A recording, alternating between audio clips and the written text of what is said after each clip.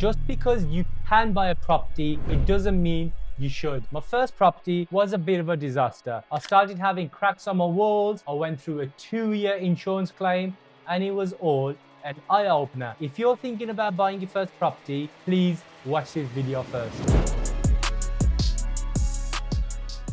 So it was 2013. I was 23 years old when I bought my first property. And those of you wondering, how did you manage to buy your first property at 23 years old? Well, the quick backstory is that I was working at my dad's restaurant on the weekends, and in the daytime, I had a job, a career as a junior accountant. So what I did was I saved up every single penny, working on the weekdays as an accountant, save up from my weekend job, and literally saved up every single penny, used some of my student loan, and I bought my first property. And I'll be honest, I was absolutely buzzing when I bought my first property because I knew it was a good achievement, right? At 23 years old. But after a couple of months, I started to have doubts of whether what I did was the right thing, because I made a lot of mistakes. Some of them came from bad luck. Some of them came from me just not knowing. So as long as you just watch this video, hopefully it'll save someone and avoid the mistakes I made. Because the thing with my first property is it kind of put me off property in as a whole. I didn't buy my second property until 6 years later in 2019, and it's all because of the experience and slight nightmares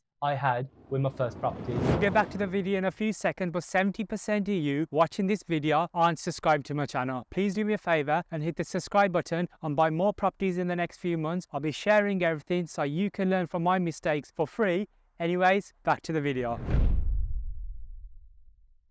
Now, back when I was younger, when I had no knowledge in property, I always used to hear the fact that, oh, new builds are great because they're no hassle, you don't have to refurb them, and you can literally, it's a turnkey property. You go in there and you start living there. And I thought that, and that's one of the main reasons why I actually bought a new build property. I actually thought it was going to make me more money than an old property, because I thought, why would someone want to buy an old property for? Because, you know, no one wants that. Everyone wants a brand new property to stay in, to rent out. So just like many first-time buyers, I bought a brand new property, a brand new build property, and it wasn't a very good decision. Apart from the fact that you are actually paying a premium when it comes to buying a new build. Statistically, according to Land Registry, new builds are overpriced by 29% compared to a similar house which is just in the old condition. So apart from the fact that I overpaid on the property, like many people suggest about new builds, it was not hassle-free. I thought buying a new build would mean zero issues, but I think it was a year down the line after I purchased it, I started to get messages from a tenant who started to send me pictures of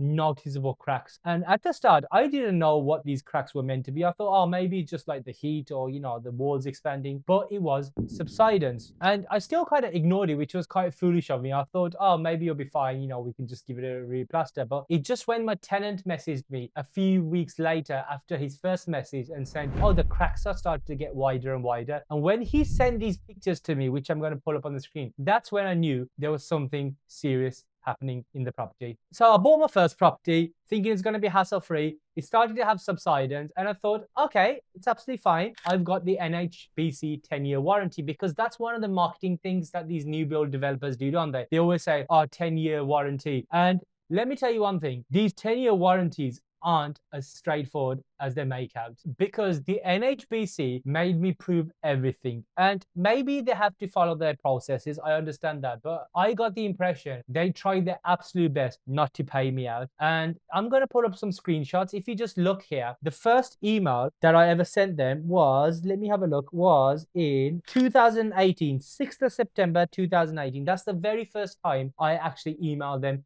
letting them know of the cracks. And even if you just look at this email, it was 17th of September, where they were non-responsive. They wouldn't respond. I had to send them chasers. And this theme continued for more than 2-3 years. Let me give you the exact date. The last email that I sent them was 2021. So if you think about it, the very first email I sent them was 6th of September 2018, and then when it was finally resolved, my claim was 25th of October 2021. So it's more than 3 years that this case was ongoing, and they made me do everything. And again, I understand, because it's subsidence isn't something to be treated lightly. But for 1.5 years, they actually monitored the property. They had to make sure that the cracks weren't getting, they were trying to find the root cause, right? And after they found the root cause, they had to monitor the cracks for an additional 6 months. So they were monitoring the whole property for 24 months, which is just crazy. Can you imagine 24 months of your property having subsidence, keeps getting worse, and you just don't know where you stand, whether you're going to get paid out or not, whether the property is going to be fixed or not?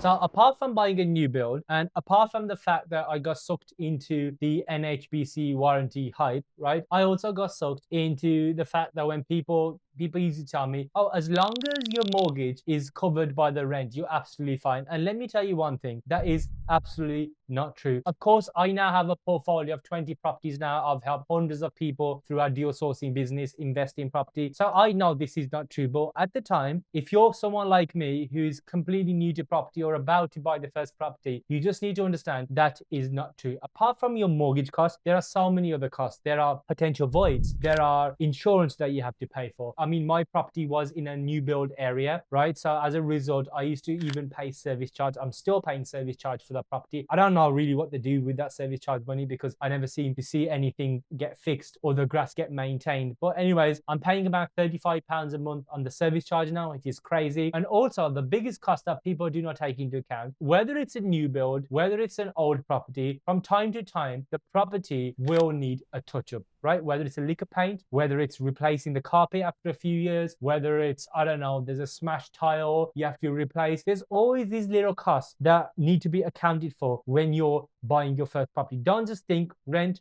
minus mortgage is your profit, because that's not completely true at all. And to be fair, it's not just that, it's just the fact that I wasn't well informed or I wasn't educated, and I bought the property in my personal name. When I became a higher rate taxpayer, I was making barely any money. So if there's one advice I could give you, is that if you're looking to build a portfolio, when I'm talking like buying 2, 3, 4 properties in the future, or you're already on a higher rate taxpayer, then I would consider purchasing properties from day one under a limited company. If you're paying the basic rate tax and you're only looking to buy 1 or 2 properties, then it's worth just keeping the properties under your personal name. Speak to an accountant. For me, purchasing the property in my personal name, in the end, I wasn't really making money on it for a few years actually. And these are the reasons that put me off, because I was like, oh, I thought property was supposed to be great. It's supposed to make a lot of money. The reality is that's also not true. Most of your wealth that comes from property is through the price of the property going up in the future. And I've had this property for over 10 years now, and the property has gone up in value like by 60, 70,000 pounds, right? So I have made money on it in the long term, but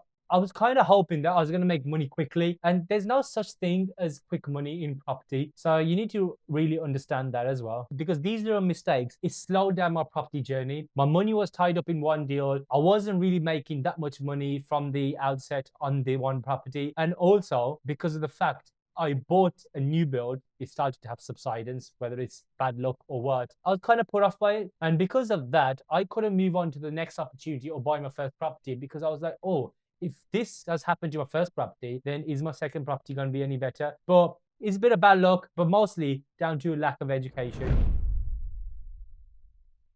So I made the mistake of buying a new build. I made the mistake of getting sucked into the warranty and, not really doing my numbers or not really knowing how money is made in property. But I think the biggest mistake I made is that I just wanted to buy a property, right? Because I had some money saved up. I was saving up every single penny, and I was like, you should buy a property, because buying a property is like the gateway to riches. And in the end, I became a motivated buyer, and because I became a motivated buyer, I just wanted to buy a property. I just wanted to buy a property. Honestly, the first property I seen, I literally just bought that, and that's not a good way of investing in property, because there are so many opportunities out there. You need to get educated. You need to take your time. You need to understand what makes money. What are you actually getting into? I did none of that. I was like, new build, looks good, I can afford it, I'm gonna buy it. I didn't really have any long-term plans. I didn't really even have a reason why I wanted to get into property. Did I want passive income? Did I want to build wealth? I was like, no, property is the way to go. Let's just buy it. So my tip to anyone starting out in property is to take a longer think about, why do you really want to invest in property? Don't think because, your parents did it or you've seen someone on Instagram. Really understand, is property even good for you? If you want to make fast money, you want a quick cash flow, you don't replace 9 to 5 income, then maybe buying property isn't the way to go. go. Maybe you need to start a property business like deal sourcing. That's what I do. You know, we've helped hundreds of people invest in property hands-free. Or maybe you want to do rent to rent or, you know, service accommodation. So I would always now go back and have a real think about what my goals really are, because otherwise you're going to become motivated buyer, and that never really ends up well. And I'm proof of that. So those were the main mistakes. Luckily, the one thing that you should obviously take away from this is that I didn't give up. I was close to giving up. I was close to thinking, oh, property is not the one. But thankfully, I picked up a book called Rich Dad Poor Dad in 2019. I started reading it. I realized actually property is the way to go, but maybe I just need to do it properly. I got educated. I got supported. Watch all the YouTube videos like this. So the fact that you're watching this YouTube video is great, because you're going to be so much ahead of me. You're going to avoid all my mistakes, and it's going to save you thousands and thousands of pounds. So I'm guessing you watch this video because you're considering investing in property, or you're already investing in property because you want to make money. But buying a property, renting it out, or flipping it is not the only way you can make money in property. You can make thousands and thousands of pounds without actually having to buy the property or own the property, which I didn't know at the time. So what I'm going to do is I'm going to put up a video called How to Make 10K a month in property as soon as possible. Go watch that video. If you enjoyed this one, subscribe to this channel, and I'll see you soon.